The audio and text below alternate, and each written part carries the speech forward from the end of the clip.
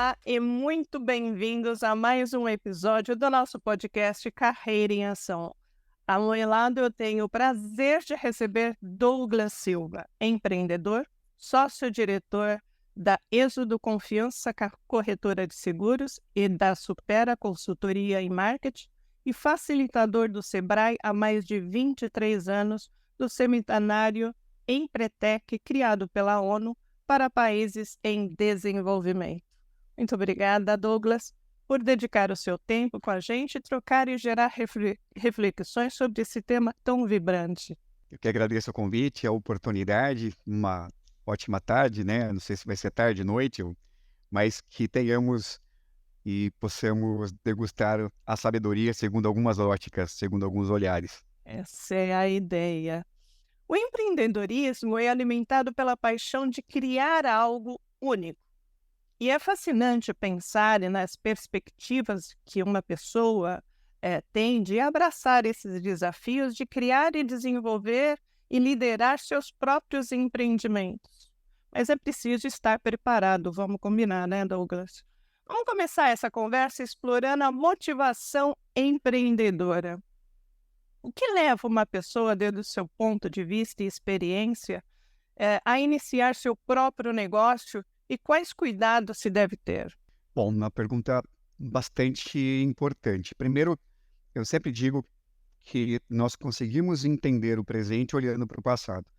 Se nós pegarmos os nossos ancestrais, os que sobreviveram, né, que chegaram até aqui, eles sempre observaram a savana. O mundo estava mudando, não havia mais mamutes, eles observavam as aves que defecavam e de repente nascia uma semente, essa semente eclodia depois uma árvore, numa planta, que eles não podiam fazer grandes mais deslocamentos em função com uma única meta, que era a sobrevivência. Se eu pegar a minha geração era uma geração que nós tínhamos, a palavra da moda na época era o paradigma, né? Hoje são crenças, e outras palavras que são contemporâneas. Mas na minha geração, você entrava numa empresa e se aposentava nessa empresa, ganhava prêmios, relógios, uma série de outras coisas, e os nossos pais queriam que nós ficássemos assim, que nós tivéssemos uma carreira, porque era a tal da segurança, que nos deixava numa zona de conforto. Na minha geração também, somos da mesma geração. Perfeito. E aí, nós temos que tomar um cuidado muito grande, né? A savana mudou, nós temos aqui de uma geração, a minha geração, a nossa geração, que premiava isso, era o que nós tínhamos por um momento, e nós temos agora um momento em que cada vez menos nós vamos ter esse repertório ou oportunidade de ter as regras trabalhistas ou uma carteira assinada, porque isso cada vez mais vai ser escasso. Então é um outro momento.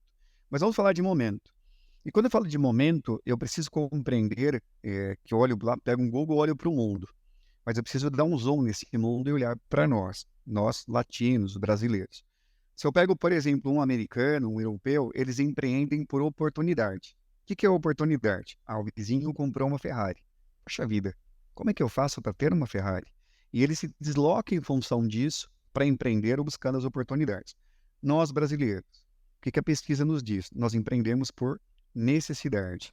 Boa parte dos nossos empreendimentos vem por uma necessidade, não necessariamente por uma oportunidade. Quer seja porque eu perdi emprego, quer seja para escassez, talvez, de empregos. Isso é ruim ou bom? Não. É só uma frente de nós olharmos em relação a tudo isso. Quando eu pego em relação a isso, eu vou contar o meu caso. Eu fui desenhado para procurar emprego, trabalhei em 3 empresas. Nas 3 empresas, eu não passei da experiência, ou seja, não tinha um perfil para ser um colaborador e me restou apenas empreender. Meu primeiro negócio que deu certo, eu quebrei 3 vezes, foi a corretora de seguros. Mas o que o empreendedor mais busca, né? Nós temos várias motivações, né? A motivação por afiliação, pelo poder ou pela realização. O empreendedor, a base maior, é pela realização. Ele é motivado para ver as coisas prontas. É como se ele tivesse transformado o invisível em coisas visíveis. Está na mente dele. E aí vem o comportamento. Se eu pegar essa fala do invisível para o visível, a primeira coisa que ele tem é uma meta. E está muito claro para ele. Um dos comportamentos de meta tem uma visão de longo prazo clara e específica. E o que é bacana nisso? Ele só tem a visão. Ele tem recursos? Não. Ele tem o conhecimento? Não. Mas ele sabe onde ele quer chegar. Ele sabe o norte dele. E aí ele vai aguçando seus comportamentos para que esses comportamentos sejam lapidados e levem ele à realização a concretizar a visão que ele teve, que era extremamente importante. E entra, talvez, para mim, o maior e melhor comportamento de empreendedor, que é um comportamento de metas, que estabelece metas que têm um desafio e um significado pessoal. Um humano sem desafio, um humano sem significado pessoal, ele não vive, ele apenas sobrevive. Ele é um produto do meio, como nós chamamos do empreendedorismo. Tá? Como se fosse uma folha sendo lançada para o vento de acordo com o sabor do vento. Não há uma responsabilidade dele naquilo que ele chama de destino. A meta dá isso. Mas a meta sem desafio, a meta sem o significado pessoal não é a meta dele. É a meta do meio. Mesmo que essa meta seja da família, seja do meio, seja de um fornecedor, seja de um cliente. Então, para o empreendedor, o mais importante dos comportamentos é ter uma meta com significado pessoal, um desafio que seja importante para ele. Agora, você fala em significado pessoal, tem a ver com propósito?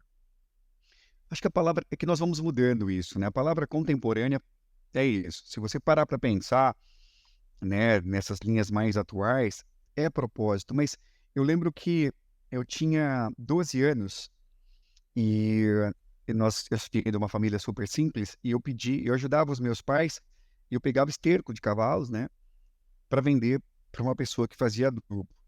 E o cheiro me encantava, o cheiro do cavalo. E eu pedi para minha mãe que eu queria um cavalo. Minha mãe, super simples, falou com o vizinho desenhou uma cabeça de cavalo, um artesão, e colocou numa madeira, e eu andei nesse cavalo dos meus 12 aos 16 anos. As pessoas da rua chamavam de estranho, mas eu coloquei uma meta na minha cabeça com 12 anos. Um dia eu vou ter cavalos. Ganhei, cresci, as vidas teve as suas intempéries e tudo mais. Quando eu comecei a empreender mais sério, eu escrevi num pedaço de papel a minha meta. Eu vou ter um Aras. E coloquei essa meta até 2020. Em 2012, eu comprei o Aras Terra Amada, que fica em Porto Feliz, e criei cavalos da raça Pampa, que era o cavalo que eu andava na época. Então, quando eu falo do propósito, do significado pessoal, é aquilo que importa para você. E todos nós temos, no porão da nossa essência, da nossa infância, algo que simboliza que é importante. E nós, nesse papel de adulto, nós vamos colocando lá no porão os nossos sonhos, porque outras demandas vêm. E quando nós menos esperamos, duas coisas podem acontecer. Ou nós nos tornamos amargos e projetamos essa insatisfação nos nossos filhos, nas pessoas que nos cercam, ou nós só liberamos isso contra tudo e contra todos, e isso nos mantém vivos e jovens. Nós resgatamos o menino do Velatrol, a menina da boneca, e o que essa criança quer sonhar. Quando você menos espera, você vê coisas incríveis que estão lá. Então, para o empreendedor, esse significado pessoal é extremamente importante. A outra forma, o dinheiro para o empreendedor é só uma unidade de medida, nunca é o final. E com essa unidade de medida que ele se mede, ele faz coisas incríveis. Ele melhora o meio, constrói hospitais, projetos sociais, ele assume essa responsabilidade em torno dele.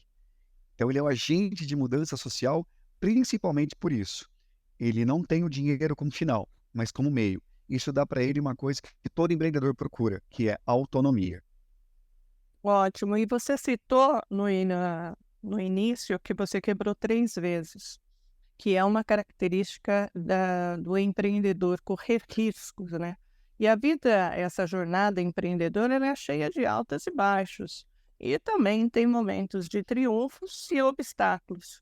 Como o empreendedor pode lidar emocionalmente com essas tremendas oscilações, ainda mais no Brasil, que temos aí o problema econômico, político? Vamos lá. Primeiro tem que reconhecer a dor. A dor de quem quebra, minha experiência, é igual ao luto. Você recruta uma dor inenarrável. Primeiro porque do nascimento à morte, nós, humanos, procuramos 3 emoções inatas: o reconhecimento, o pertencimento e o afeto. O que nós não procuramos, diria um filósofo chamado Bauman, né, polonês, que o não pertencimento é pior que a fome. Quando você quebra, você é excluído, porque você tem um adágio, você tem uma chancela, há uma tatuagem em você, você é um fracassado. E a nossa cultura, ela é segregadora. Ela não aplaude o fracassado. Nós não queremos aprender com o fracassado. E olha que o fracassado tem muitas coisas para nos ensinar. Então, quebrar dói. Quebrar no âmago é como se você tivesse perdido um ente muito, muito querido. Então, isso é importante. O que o empreendedor faz, e você citou uma competência empreendedora, que é correr riscos calculados, nós temos 3 comportamentos. Quando eu olho frente a uma situação, o primeiro comportamento é eu avalio as alternativas. Eu lembro, eu faço triatlon e já caí muito de bicicleta, mas nós vamos aprendendo. E você vê um buraco na sua frente. É muito comum, quando você vê o buraco, você observar o buraco. Se você observar o buraco, você vai cair no buraco. Agora você aprende, depois de cair alguns tombos, nesse caso do empreender é quebrar, você observa o buraco, mas você toma uma decisão. Eu vou passar pela direita, pela esquerda, eu vou frear. Então você antecipa, o buraco é o problema. Agora eu preciso pensar na solução. Então a tua mente empreendedora, aguçada, ela começa a pensar, percebi, eu não sou o problema, eu estou no problema. Quais são as alternativas? E aí ele começa a perceber no segundo comportamento, ele age para reduzir os riscos e controlar os resultados. Ele sabe que ele pode sofrer impacto, que há risco, viver é um risco. E nós entramos no terceiro comportamento, que está vinculado ao primeiro comportamento de meta. Olha que bacana. Ele se coloca em uma situação de desafio, risco moderado. Significa, sim, há riscos de errar, há risco de quebrar, mas é moderado. Mas é esse desafio que o move. Esse frio na espinha, que é a possibilidade de errar e não conseguir. É isso que move, que motiva o empreendedor. Você comenta em comportamentos, mas quais são as habilidades que um empreendedor deve observar ou avaliar, se autoavaliar, antes de sair abrindo o seu negócio, para saber que realmente ele está munido, porque não necessariamente ele tem tudo, mas ele teria que ter uma visão, pelo menos, para agregar alguém para suportar as deficiências dele, né? Perfeito. É importante compreender, na minha ótica, os estágios, né? Primeiro, eu coleto dados na comunidade, transformo esses dados em informações, essas informações em conhecimento. Mas eu só vou ser o conhecimento quando eu aplico ele. Aí entra a sabedoria, meu conhecimento. Se eu pensar, vou falar do triatlon. Então, o triatlon tem 3 esportes. Você nada primeiro, você vai de bicicleta depois, pedala, e no último você corre. Eu nado ainda muito mal, mas nado, ok? Eu pedalo bem e corro muito bem. Então, o que eu não gosto? Eu não gosto de nadar. Não é natural. Eu fico tenso e tenso eu fico pesado. Mas mesmo assim, mesmo contra a minha vontade, mesmo eu não querendo, mesmo eu não gostando, eu nado 3 vezes por semana. Eu treino 3 vezes por semana. Provavelmente nunca seria um grande nadador, mas eu gosto de correr. Eu corria todos os dias. Percebe? Então, há coisas no empreendedorismo que nós gostamos mais. Então, se eu falar de competências, segundo pesquisa da ONU, nós temos 3 grandes conjuntos. Tem um conjunto que é um conjunto de planejamento, onde nós temos as competências de metas, planejamento e a busca de informações. Então, é como se fosse a mente do empreendedor. O empreendedor vai pensar antes no que ele vai fazer, vai desenhar, vai rascunhar, vai planejar as próximas etapas e, para isso, ele precisa de um recheio. Ele vai na comunidade, nos concorrentes e busca informações. Depois, ele tem um grande mobilizador, que é a ação motora, que é o fazer, fazer, fazer, fazer. Ele tem 5 competências, que é correr riscos calculados, busca de oportunidade de iniciativa, persistência, comprometimento e a exigência de qualidade e eficiência. É como se fosse o corpo dele. E, por último, ele tem um conjunto, que são 2 competências de poder, que é a independência e a autoconfiança e a persuasão e rede de contatos, como se fosse o coração dele. Onde o empreendedor, na pesquisa nos diz que ele é mais fraco, no mental. Então, o empreendedor tem uma tendência de fazer muitas coisas e depois ele vê o resultado, ele pensa sobre isso. É claro que se os empreendedores fossem muito bons de planejamento, fossem muito bons de busca de informações, eles não fariam nada. Porque o tempo todo estariam pensando, pipocação. Mas o equilíbrio entre os 3, poder, realização e planejamento, dá a ele uma dimensão de maior probabilidade de sucesso. E esses comportamentos são comportamentos, não é uma teoria. Ele tem que praticar isso para que realmente o negócio deles possa ter sucesso. Agora, você citou sobre a métrica, né? A coleta, estabelecimento de metas, principalmente, né? Esse ponto foi um primeiro que você citou, estabelecimento de metas para a empresa, e a coleta de informações. A coleta de informações, e aí a gente tem a tecnologia hoje que pode ajudar, é um dos direcionadores para saber aonde a empresa está indo e como ela está indo. Perfeito. Esse item específico, que é um item de avaliação de como tudo está correndo, você acha que ele é observado e praticado e atentado e seguido pelos empreendedores? E aí, principalmente pelos pequenos e médios empreendedores? Não, não porque isso faz parte do conjunto do mental, que é o conjunto de planejamento. Eh, mas guarde isso que vai cair na prova da vida do empreendedor. Tudo que eu não puder medir não é meta. Então, se eu não puder medir o meu dia, minha venda, meus custos, não é meta.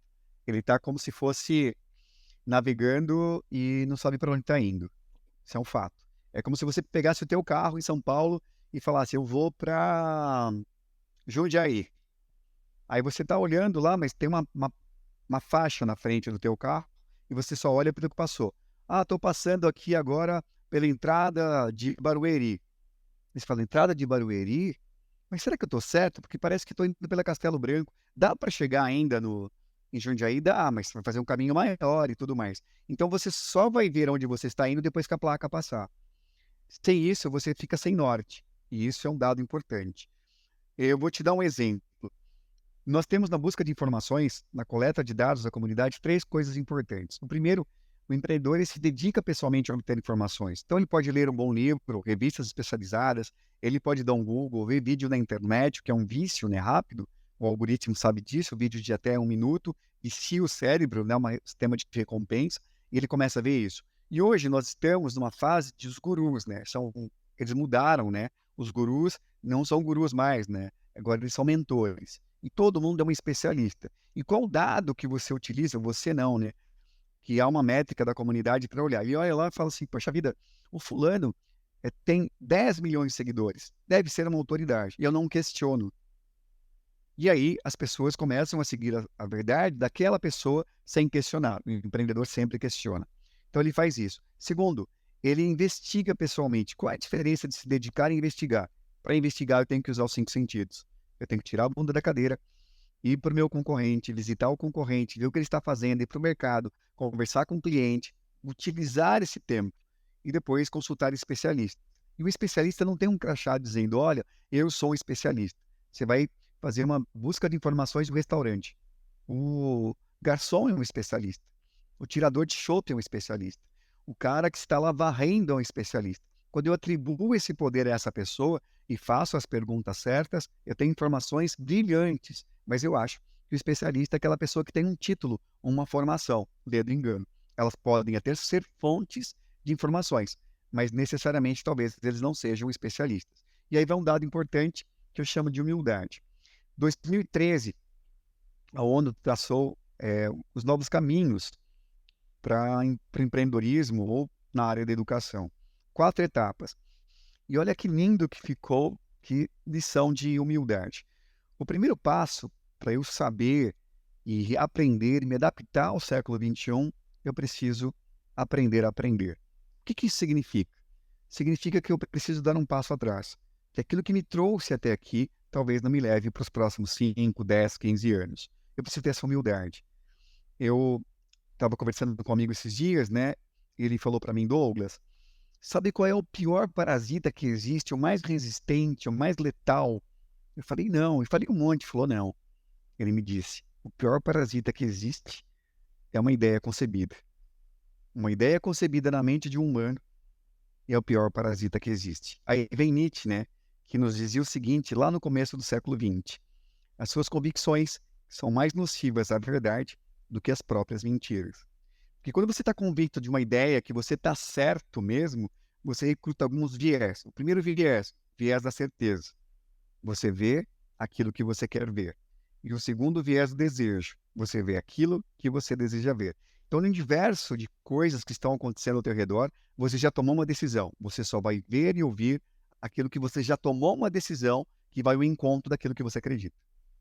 Então, aprender a aprender. O segundo é aprender a fazer. E olha que bonito, não é mais a teoria do livro que você leu. Eu preciso aprender a fazer. E para aprender a fazer, eu preciso fazer. Minha filha está aprendendo a andar de patins. Ela está caindo, tem 7 anos. Cara, é maravilhoso. É maravilhoso. Mas tem uma coisa bacante nela. A Helena tem constância. Ou seja, dentro de um lapso temporal, ela vai ser uma ótima patinadora. Mas até lá, muito joelho ralado. Percebe isso, não? Isso é aprender a fazer. É a prática. Eu vou errar. E tenho que entender que eu estou num processo de aprendizado. Aí vem uma coisa fundamental, né? O grego nunca era nada. Nós, brasileiros, nós somos sempre alguma coisa. Ledo engano. Nós nunca somos nada. Nós sempre temos alguma coisa. Eu estou diretor de uma empresa, eu estou com um problema, eu estou quebrado, mas não sou quebrado. Quando eu entendo isso, eu começo a perceber que é apenas um lapso, é uma fase da minha vida que vai passar. Então, segundo estágio, segundo passo, aprender a fazer. Terceiro, olha que lindo, aprender a ser o conhecimento.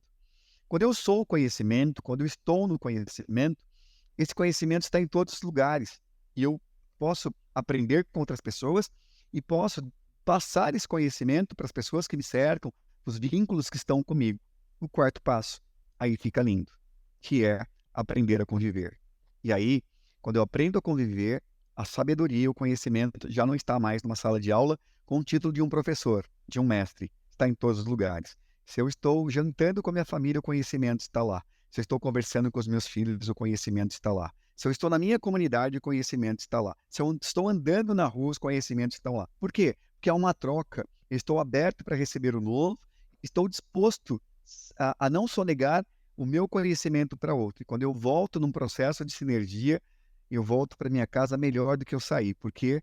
Porque eu saí de um jeito, voltei com mais conhecimento. Por dois motivos. Porque estou aberto para aprender, estou aberto para ensinar também. Então, isso é fantástico. Super. E isso, eu assisto alguns programas e tem programas ótimos lá na televisão, no vídeo, YouTube, e, e todos abordam a mesma situação. Empreender é identificar uma necessidade que o meu negócio possa suprir. Mas ainda existe muitas pessoas apegadas à sua própria necessidade, do seu reconhecimento, como você comentou, do seu desafio próprio de mostrar para ele e para os demais que ele pode. Ele entra não tão aberto como você citou, né, a conviver, estar aberto a receber informações, mas muitos empreendedores, e por isso que acabam quebrando, acabam ficando fechados no seu próprio negócio, na sua própria criação e na sua própria necessidade, que é uma teoria contrária ao empreendedorismo.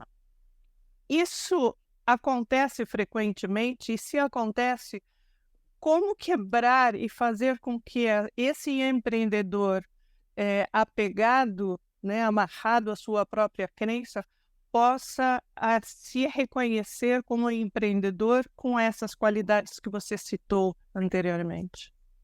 Bom, primeiro, nós precisamos separar, né, o que é persistência e o que é teimosia. Se eu tenho uma ideia de negócio, né, se eu tenho um negócio funcionando, eu não busquei informações, eu não planejei esse negócio, eu não tenho metas para esse negócio, eu não avaliei as oportunidades, provavelmente você está sendo teimoso. Ah, mas a ideia é boa, isso é teimosia. Eu não tenho métricas, eu não tenho dados para que possam levar. Ah, mas pode ser que dê muito certo? Claro que pode. Ah, mas deu muito certo. Eu costumo dizer o seguinte, tenho vários amigos que falam, você corre 70 quilômetros por semana, mas eu tenho um amigo que com 50 anos morreu do coração. Eu falo, perfeito. Contra o teu amigo, eu tenho outros 100 que estão cegando há 100 anos. Tudo bem? Então aí vem aquele viés da convicção, da certeza. Eu só olho para aquilo que eu quero ver. Agora, você fez planejamento, fez meta, buscou informações, mesmo assim tem possibilidade de fracassar? Claro que tem. Isso faz parte do desafio da vida. Mas entra um agente fantástico, que é uma competência extremamente importante do empreendedor, talvez uma das mais ricas, que é a persistência, que não é a teimosia. E na persistência nós temos 3 comportamentos. Primeiro comportamento, ele age diante de um obstáculo significativo. Olha que legal. Qual é a palavra-chave deste comportamento? Obstáculo significativo. Não é qualquer obstáculo. Acordei de manhã, bati o carro, meu gerente do banco não deu crédito, isso acontece todo dia. Mas é um obstáculo que te impede de alcançar a tua meta. Primeiro, comportamento de metas, estabelece uma meta que tem um desafio, um significado pessoal. É aquilo que está te impedindo de alcançar aquele significado. Segundo comportamento, age repetidamente ou muda de estratégia a fim de enfrentar o desafio, primeiro comportamento de metas, ou superar um obstáculo. Então, não tem que ser do meu jeito. Cara, eu tentei, não deu certo, qual é a minha meta? Eu preciso fazer isso. Eu mudo a estratégia. Eu mudo o produto, eu mudo o serviço, eu vou mudar alguma coisa, eu não preciso estar certo. Eu preciso romper isso e mudo a estratégia. Tudo bem? Terceiro comportamento, faz um sacrifício pessoal a fim de enfrentar o desafio, primeiro comportamento de metas, ou superar um obstáculo. O que é o sacrifício? Às vezes eu preciso vender a casa, às vezes eu preciso vender o carro. Mas aí é o seguinte, quem me diz que eu vou estar certo? Olha, eu fiz meta, planejamento, consultei especialistas e eu tenho uma probabilidade, é estatística, de 70% dar certo. Legal, mas tem outros 30% que você pode estar errado. Pode. Isso é risco, isso é vida, faz parte. Né? Tem uma citação que nós usamos muito no treinamento, é quem não arrisca, não petisca. Dão aí as oportunidades. E nós temos que estar de olho nas oportunidades que são as demandas de mercado. Lá atrás, né, nos primórdios da humanidade, nós tínhamos quais são os problemas ou necessidades da comunidade, quais são os recursos utilizados que eu tenho e é o mundo do negócio. Então, eu vejo que a necessidade da minha comunidade é alimentação. Poxa, que legal, sem tempo para alimentação, uma série de outras coisas. Eu vejo que em casa eu tenho uma moto, tenho fogão, tenho tempo e tenho uma pessoa que está comigo que cozinha de maneira maravilhosa. Cara, eu posso começar a montar um negócio de marmitex, alguma coisa nesse sentido, uma comida congelada e uma série de outras coisas e vou testando o mercado. Vou apostar tudo nisso? Não, mas eu posso fazer, que é muito comum hoje no modelo de negócio, né? Eu posso fazer um produto mínimo viável e testar esse modelo. Vou dar um exemplo da minha esposa. Ela um dia teve uma ideia de vender um paisagem. Ela tem duas empresas em Sorocaba, uma empresa de decoração e uma empresa que faz decorações vivas, né? Meio que plantas, essas coisas, chamado Casa com Plantas. E um dia teve um insight, vou vender, né? E eu falei, cara, vamos ver se isso dá certo. Então nós temos em Sorocaba, que é o Campolim. Ela pegou uns caixotes de tomate, uma porta, uma toalha bonita, foi no Ceasa, comprou umas plantas bonitas, envelopou essas plantas e o nosso Campolim, que é o Ibirapuera aqui de Sorocaba, começou a vender. Vendeu no primeiro final de semana, segundo final de semana, mostrou que o negócio era bom. Então ela criou uma empresa mostrando que para aquele público específico tinha um mercado específico. Ela testou o modelo. Quanto tempo ela testou? E aí vai mudando a linha do tempo. Hoje essa empresa já atende, não vou nem lembrar a palavra, mas são aquelas decorações que não são vivas. Parece que são naturais, mas não são naturais. E está atendendo grandes empresas. Então começou com um negócio incipiente, olhando para a demanda de mercado, vendo a tendência de mercado, vai se adaptando. Entende isso ou não? Então isso faz com que você vai testando modelos para chegar. E tem que ter muita paciência, né? E no papel do empreendedor isso é fundamental. Isso aconteceu muito em relação a essa visão, né, de se adaptar. Eu acho que foi uma visão que deveria ser observada, mas não foi na pandemia, porque você viu várias empresas, nós vimos várias empresas surgindo, a exemplo que você deu, uma alimentação saudável, um marmitex, muita alimentação, né, entrega de várias produtos ou serviços, principalmente produtos, porque não se podia sair de casa, mas os pequenos empreendimentos que surgiram nesse momento, faltou ver ao longo do tempo. Um dia nós vamos sair da pandemia. E a gente Exatamente. ficou assim, então eu vou resolver o problema agora, mas o que eu vou fazer depois que isso tudo passar? E aí veio a quebra de todas essas, não de todas, mas de grande maioria dessas empresas que surgiram com um sonho, com uma vontade, com uma expectativa, mas que não conseguiram ver ao longo do tempo. Isso é bem factível. Olha, eu vou te dar um exemplo muito bacana que é, para mim, e isso é um exemplo de sobrevivência, tá? Mas vinculado a uma oportunidade. Você é de São Paulo, sabe melhor que eu, tem os guris, as gurias que vendem produtos no Farol. Há muito tempo atrás, a Veja, a revista Páginas Amarelas, a Vejinha, fez um artigo deles. Eles têm um estoque num raio de 150 metros, 200 metros do local do ponto de venda. Geralmente é um banheiro de um bar. Eles alugam, na época era por R$ 150, a reportagem trazia isso. E o que tem lá? Tudo que o cliente precisa. E olha que mágico. Começou a chover. Eles vão vender o quê? Capa de chuva, guarda-chuva, e uma série de outras coisas. Beleza, não está chovendo mais, 35 graus. Que eles vão vender água. Ah, A água está lá. Aí passou o tempo, não tem nada, carregador de celular, bateria, porque 5 da tarde, o trânsito está terrível, vai vendendo isso. Ah, mas não sei o que, biscoito. Então, eles vendem o produto de acordo com a necessidade. Eles vão se adaptando de acordo com a necessidade. Empresas, pequenas e médias empresas, têm que estar de olho nisso. E aí eu tenho uma coisa que o grande não tem, que é um poder de adaptação. Então, se eu olho para a Savana está me pedindo, o mercado está me pedindo uma coisa que eu posso me adaptar, cara, eu vou fazer isso. Talvez isso seja sazonal. Tempo da chuva. É um dia de chuva, é uma semana de chuva. Agora vai ter, um exemplo típico, tá? Vai ter final de semana, Corinthians e Palmeiras. O que eu vou vender no Farol? Coisas vinculadas a essa partida de futebol. Eles vão se adaptar a isso. E é essa capacidade que o empreendedor de pequeno negócio tem, mas se ele ficar olhando só para o negócio dele e não olhar para o mercado, ele vai perdendo as oportunidades. total, total. E olha só, hoje a gente tem aí a tecnologia muito forte no mercado, tanto para pequenas, médias e grandes empresas. E estou me referindo também às mídias sociais que surgiram aí e o estilo de venda, né? Hoje você não tem mais o porta a porta, mas você tem o e-commerce como demanda aí para ser suprida. Como que você enxerga, Douglas, o papel da inovação no desenvolvimento e crescimento de um negócio? Ela é irreversível. Ela é irreversível. Eu lembro que há muitos anos atrás o Sebrae tinha um curso, que era um curso híbrido presencial e internet recém-criado, chamava CVMM, Como Vender Mais e Melhor. E nesse curso tinha uma coisa muito bacana. Primeiro tinha uma ideia tinha o passante, o entrante, o cliente e o fã. O que é o passante? Aquela que passou em frente à tua loja, no teu site e tudo mais. É um passante. O que é o entrante? Ele entrou lá, entrou no teu site, entrou no teu Instagram, entrou no teu ponto de venda, mas não comprou. Tem o comprante, aquele que entrou e comprou. Ele não é teu cliente. Ele entrou, comprou. Ele é o comprante. Quando é que ele é o teu cliente? Ah, quando ele fazia outras compras. Esse é meu cliente. Então tem um tratamento diferente. E o último era o fã. Qual é a diferença do cliente e do fã? O cliente falava tão bem de você que traziam outras pessoas ao ponto de venda. Então, passante, entrante, comprante, cliente e fã. E tinha uma atividade bacana. E essa atividade era muito legal porque você tinha um exercício para fazer.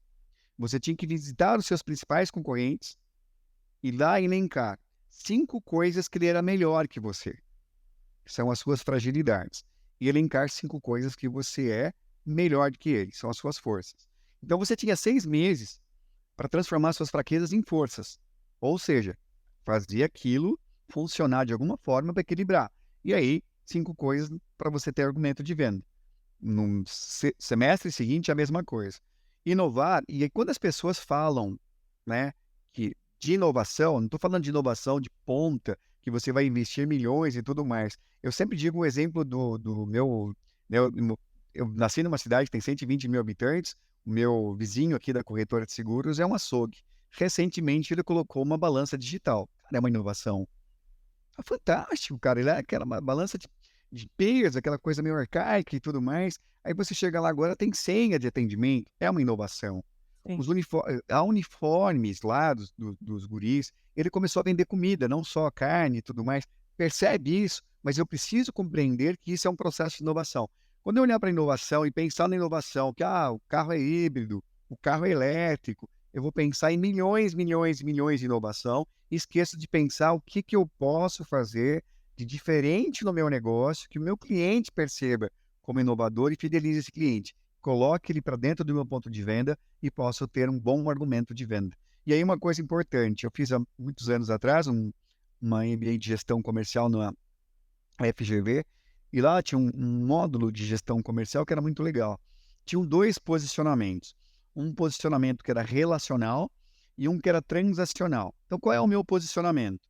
É uma transação. Legal. Então, o melhor produto pelo menor preço. Tudo bem? O cliente comprava pela transação. Se desse qualquer problema, está no contrato? Não está no contrato. Atendeu as especificações? Atendeu. Então, não tem problema nenhum. Agora, se é relacional, o cliente fala para você o seguinte: olha, gostei, fantástico, mas o produto concorrente está 5% mais barato. Você me ajuda? Ajudo, que eu gosto de você. Nesse aqui, qual é o problema?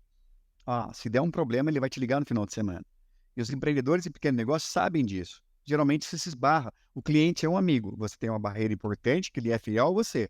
Mas qualquer problema que der, ele vai vincular a um relacionamento emocional com você.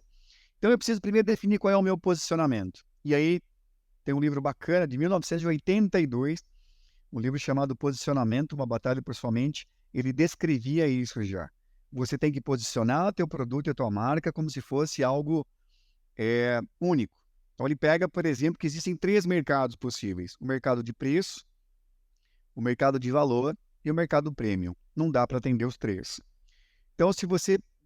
Carros, o que é um carro de preço? É o carro de entrada, Uno Mille, esses carros 1.0, o primeiro carro. O que é um carro de valor? Um Corolla, né? Um Nivus, um carro bom com tecnologia. O que é um carro premium? Para poucos, escasso. Carro acima de 500, 600 mil reais. Meu produto, quem ele atende? O mercado de preço, o mercado de valor ou o mercado premium? Eu não consigo atender os 3.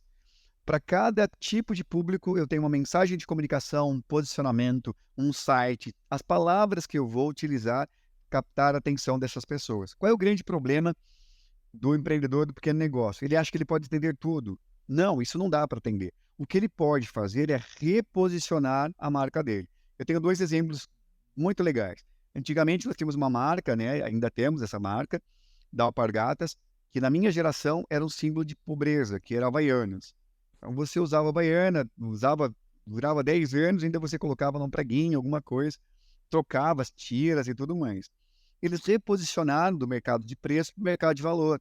Eu fui para a Itália, lembro que estava sendo vendido lá 300 euros um par de Havaianas. Cara, maravilhoso. Isso é um reposicionamento. A Hering fez isso. Hering, na minha geração, camiseta branca, desfile de 7 de setembro. Uma camiseta de preço. Se você for nas lojas Hering, descolada, jovem, bonita, mudou de preço para valor. Então você pode fazer isso, mas precisa comunicar o mercado. E quando você comunica o mercado, não é mais o mercado de preço, é o mercado de valor. Então, tudo isso faz com que o teu negócio aumente a sua possibilidade de sucesso ou reduza a tua possibilidade de sucesso. Eu não estou falando nem de possibilidade, estou falando de probabilidade. Isso é estatística. Eu preciso compreender isso.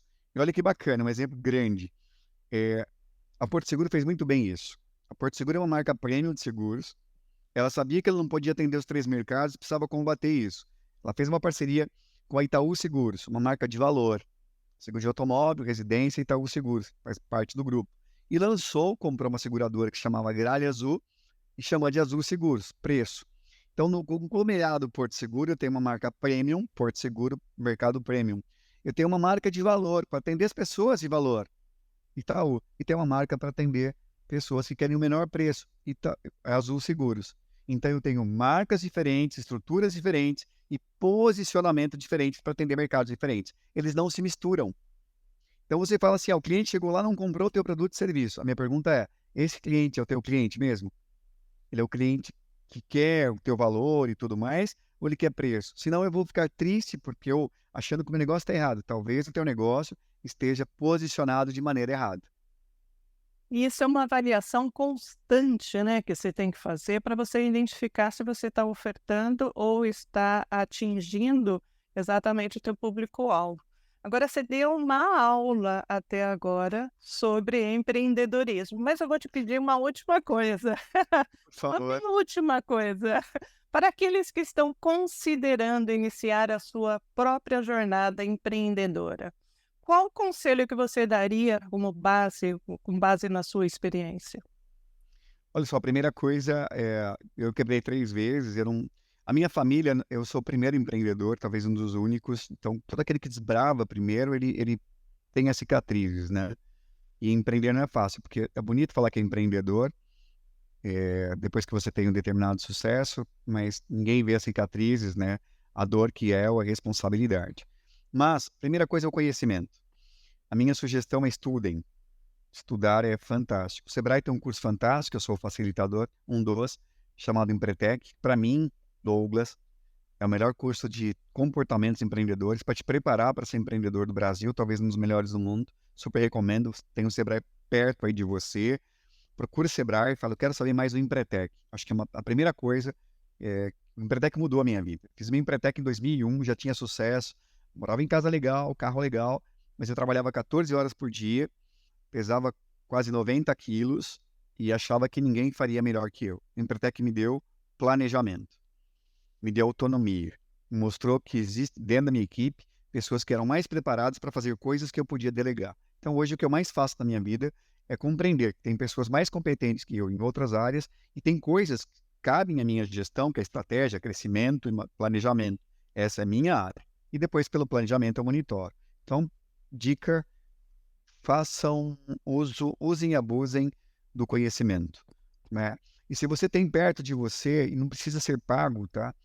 Uma pessoa que você acha que tem um conhecimento, e a minha dica, conhecimento não teórico também, mas prático mesmo, né? Você possa chamar ele com toda a humildade do mundo, olha, eu estou começando um negócio, será que você pode ser o meu mentor? Eu não tenho dinheiro para te pagar. Você me ajuda? Empreendedores, eles são muito... tem volição para ajudar.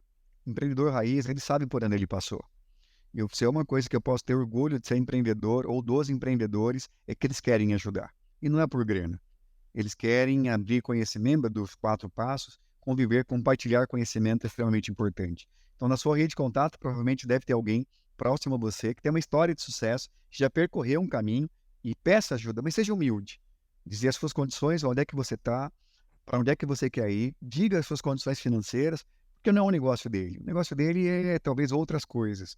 E ele, com certeza, vai de bom coração querer te ajudar. E a mentoria não é só o mentor passar a experiência própria de vida, né? Mas é fazer as perguntas certas para a pessoa refletir. E esse é o insight, o barato da conversa, dessa humildade que você comentou de pedir ajuda. Você sabe que há muitos anos atrás tinha um comercial, né, do Globo News que eu achava fantástico, que era... Ele pegou várias cenas da história do mundo, desde a fundação do mundo até o nosso tempo contemporâneo. E aí tinha um mote que era fantástico, dizia o seguinte: como você percebeu, não são respostas que moveram o mundo, e sim as perguntas. Globo News fazendo novas perguntas. E é isso. É A isso. pergunta certa move o mundo. Exatamente. Nossa, foi uma aula realmente. E antes de Obrigado. terminarmos, eu convido os participantes, né, dos convidados no Carreira em Ação para uma dica final do dia, depois de várias dicas que você deu aí muito ricas para a gente. Mas tem uma especial que eu vou convidar você a participar. Então vamos lá, pessoal, a dica do dia.